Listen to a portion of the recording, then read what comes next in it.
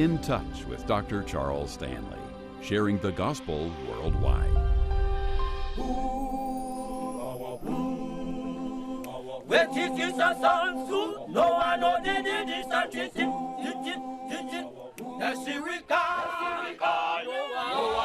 We're on our way to Malembe in the back of this truck to go to a pygmy village there where we're going to distribute torches, and we're really excited. So when we come, we'll be the first ones there they've seen in a long time, and we'll be willing to bring in the gospel of Jesus Christ on a torch with light as well. I think it's a great mix.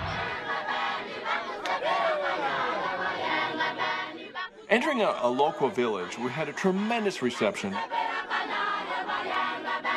People with all their heart, soul, mind, and strength and voice were praising God from the depths of their soul.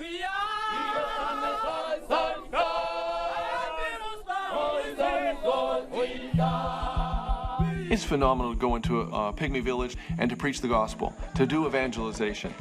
People accept Christ. 40, 50, 150 people will come forward and accept Christ. The word of Jesus Christ is the most important thing in the world. Yesterday, we had two groups. Because there was such a crowd, the entire village came out, and the church has been extended for this meeting. You should have seen the faces of people who were given a torch. It's a phenomenal tool with a flashlight. They love the light. And we teach them how to use it because there's several tracks here. There's Charles Stanley's messages, and there's the New Testament in 2 languages. It's all too common for pygmies to drop out of school in the first grade or never to go. And many of the older generation, they can't read and they don't have a hope, but they want that for their children so much. These adults that are pygmies will never learn to read and write. It's not on their agenda. Their agenda is to stay alive, find food, raise their children. Look at John. And this is how we know Jesus. The torch is a phenomenal tool for illiterate people because they can listen to the whole New Testament or listen to messages by Charles Stanley. This is indispensable. When we distributed torches there, you know, the Word of God rests a lot longer than we do. And these things will tirelessly speak and then be recharged by solar panels and speak again and back up, and you can listen to the same thing again and again. And they're tremendously edified. My relationship with In Touch has become an essential part of my ministry. I've always reached pygmies. I've always had the heart for them. But there is a place that a solar audio Bible in the messenger or torch form has that I can't fill. They continue long after I've left. They are passed around in the village, and one will listen to and another will listen to, and they'll have questions and they'll grow, and they memorize these. And even we haven't understood totally the reach of this, but we are seeing the fruit of previous generations of a messenger where people are much more mature now because they have listened to it. It would not be the same without these messenger units bringing to them and getting into them the word of Jesus Christ.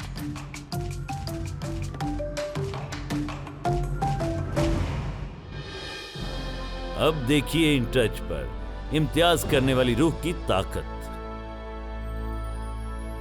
क्या ये अजीब बात नहीं कि बाज़ औक़ात हमें अच्छे और बुरे के दरमियान फ़र्क का तयन करने में दुश्वारी पेश आती है, और बाज़ औक़ात हम खुद को सुनने और जो कुछ देखते हैं उससे खुद को धोखा देते हैं, और बाज़ औक़ात हमें ये समझने में दुश्वारी होती है कि आया खुदा हमसे बात कर रहा है या नहीं, और फिर अक्सर औक़ात दूसरों के साथ गुफ्तगू में हमें ये नहीं मिलता।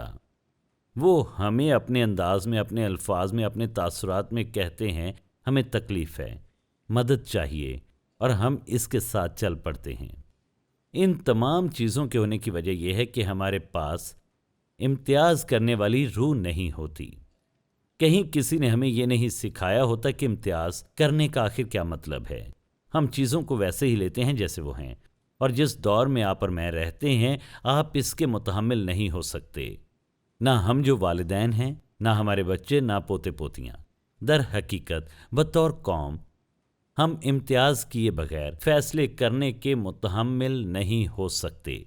हम मुसीबत में हैं, बड़ी मुश्किल में हैं, क्योंकि हमने अक्लमंदी की बुनियाद पर फ़ैसले नहीं किए हैं। लेकिन ऐसा लगता है कि मुस्तकबिल के नताइज के बारे में सोचे बगैर लम्हा भर के लिए ये सब गुजर जाएगा। क्या ये आपकी ज़िंदगी में सच है कि आपने मुस्तकबिल के नताइज के बारे में सोचे बगैर बहुत से फ़ैसले किए हैं?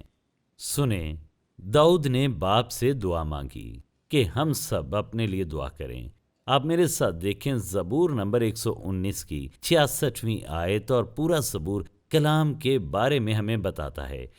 یہ آپ کو اچھا لگے گا، اور میں ایک بار تقریباً چند مہینوں میں یہ پورا زبور پڑھتا ہوں، کیونکہ یہ سب خدا کے کلام کے بارے میں بتاتا ہے۔ یہ ایک طویل زبور ہے۔ زبور نمبر 119 اس کی 66ویں آیت، 65ویں آیت میں دیکھیے، یہاں پہ اس طرح لکھا گیا ہے، غور سے سنیں۔ اے خداوند، تو نے اپنے کلام کے مطابق اپنے بندہ کے ساتھ بھلائی کی ہے۔ مجھے صحیح امتیاز اور دانش سکھا، کیونکہ میں تیرے فرمان پر ایمان لایا ہوں۔ مجھے صحیح امتیاز سکھا۔ تو آپ اس پر غور کریں۔ جس دور میں آپ اور میں رہتے ہیں اور جن چیزوں کے بارے میں آج بات ہو رہی ہے، یہ حقیقت ہے کہ ہم ایسی دنیا میں رہتے ہیں جو جعلی ہے، جھوٹی ہے اور آدھی سچائیوں پر مبنی ہے۔ ہم ایسے دور میں رہتے ہیں جب آپ کو پوچھنا پڑتا ہے کیا میں سچ سن رہا ہوں یا نہیں، کیا یہ واقعی سچ ہے یا پھر یہ کچھ جعلی بات ہے، کیا میں جو کچھ دیکھتا ہوں اور جو کچھ سنتا ہوں اس کے بارے میں کوئی بات پوشیدہ ہے۔ دھوکہ دہی، جھوٹ کی دنیا، اور اس لیے ہم بہت سارے ہنگاموں میں رہتے ہیں کیونکہ ہم نہیں جانتے کہ کیا ماننا ہے۔ آپ ٹیلی ویژن آن کرتے ہیں، سنتے ہیں ایک شخص ایک بات کرتا ہے، دوسرا کوئی اور بات کرتا ہے، تو آپ کس کا یقین کریں گے؟ آپ معاشی معاملات سے متعلق سنتے ہیں، دوسرے دن کچھ اور بات ہوتی ہے جو بالکل برعکس ہوتی ہے۔ تو ہم ایسی دنیا میں رہتے ہیں جو کہ معلومات سے بھری ہوئی ہے، لیکن ضروری نہیں کہ وہ سچ ہو۔ اور اگر آپ سچائی کے بغیر محض معلومات کی بنیاد پر کام کرتے ہیں تو آپ جلد یا بدیر مشکل میں پڑ جائیں گے۔ تو آج میں جس عنوان پہ بات کرنا چاہتا ہوں وہ یہ ہے، امتیاز کرنے والی روح کی طاقت۔